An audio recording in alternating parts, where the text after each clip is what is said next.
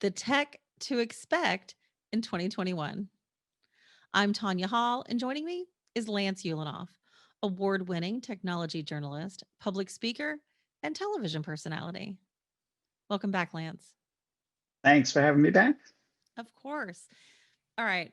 Give us a 45-second elevator summary of your career in tech journalism and analysis. All right. So I've been doing journalism for I don't know, 35, 36 years, something like that. But it really started with PC Magazine in 1991. Was there for a bunch of years and actually worked there twice. I worked there 2000, 2011. I was editor in chief. I've worked on Windows Magazine. I worked on Home PC Magazine. I've been all digital really since 1996. Was editor in chief of Mashable, the editor in chief of LifeWire. I have seen basically everything you can imagine in technology develop over the last 40 years. And I'm still here somehow. Still here and going strong. So let's just dip into it. Based on all your background, what products, service, and technologies do you see making the biggest impact in the coming year? And I would start with your Mhm. observations regarding 5G. Right. So it's really interesting because we just came out of CES 2021, and of course they talked about 5G, but they did talk about it in the way that I'm starting to think about it. It's not just a mobile technology, but a connective tissue for everything, for infrastructure, for home. We're obviously staying at home a lot more than we thought we would. So the excitement of having 5G phones is in a way lost on us. But the need for high speed connectivity in the home is not. And what's really interesting is how so much time has been spent at home by so many people that a lot of people have experienced rather awful broadband.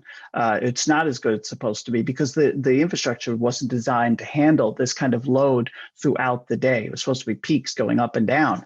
But 5G theoretically could be part of the answer. You know, bringing in a really strong 5G signal into a house is going to be fast enough for everybody. And there's going to be like a base station in the house. And so people would get the connectivity they want without the wires. And additionally, 5G really is going to be the thing that allows street signs and lights to talk to the cars that are passing by and cars to talk to each other. So, it's really 5G is so much more than about the smartphone in your hand. All right. Well, we've all been working from home. So, what about the tools and toys that we'll use to continue working from home? Well, here's the thing. I'm working from home right now. My setup has changed quite a bit since I realized I was going to have to spend so much time in my home office. And I think that, we were all forced to do this in 2020, and it was important to do so. But we didn't really set ourselves up. I mean, I talked to so many people who are literally working from their beds, which I don't get. But ergonomics, being smart about how you work is important. The technology to support that. I mean, I'm certainly seeing a lot more home office hardware and software and furniture that's really designed to fit in this environment, supporting multiple screens in the home because it's not enough to stare at one small screen. I'm literally staring at three screens at once right now, and sometimes more. So I think that we're going to codify that experience because we are not marching right back into the office this year. So, let's switch to spatial computing. What do you see for virtual and augmented reality, maybe even as it relates to healthcare? Well, so a lot of our devices, and I just came off a Samsung Galaxy S21 launch, and they're adding it too. A lot of our devices are adding LiDAR, which is the ability to do a 3D mesh. It's a time of flight to create a 3D mesh of your environment. But why does that matter? You have this tool. What does it mean? It means that you have this ability to really understand your environment. And so you're going to get the kind of information you need to do practical things. A lot of people haven't really used the tools that they have, for example, on their iPhone 12 Pros, which have the LiDAR as well. So I think we're going to see the practical tool application of that this year. And then, in the healthcare space, it's really about the connectivity. So we certainly still go to the doctor, but we also really picked up on using telehealth and telemedicine this year. But the power of telemedicine is it's not just about the doctor being on camera and talking to you. It's about them getting diagnostics from you, and that can come from devices you have in your hand or wearing on your body. And I think that that's something we're going to see a lot more of. So even just something that can use AI and a good camera to do, get a photograph of your skin for the doctor to analyze. So maybe it can tell you something, but it tells the doctor a whole lot more. And again, you don't have to go into the doctor's office for that. So I think we're going to see just a lot more of that this year. Well, even speaking of that, then with artificial intelligence, in what markets or products even will robots and AI make the most progress? Well, still always practical applications. CES was so full of robot vacuums and robot devices that could clean the air and use ultraviolet light and clean a whole bunch of things at once. So I think that's the main area you're going to see. But also, and drones are robots too. So practical applications for delivering stuff. But I do think that obviously everything's getting smarter.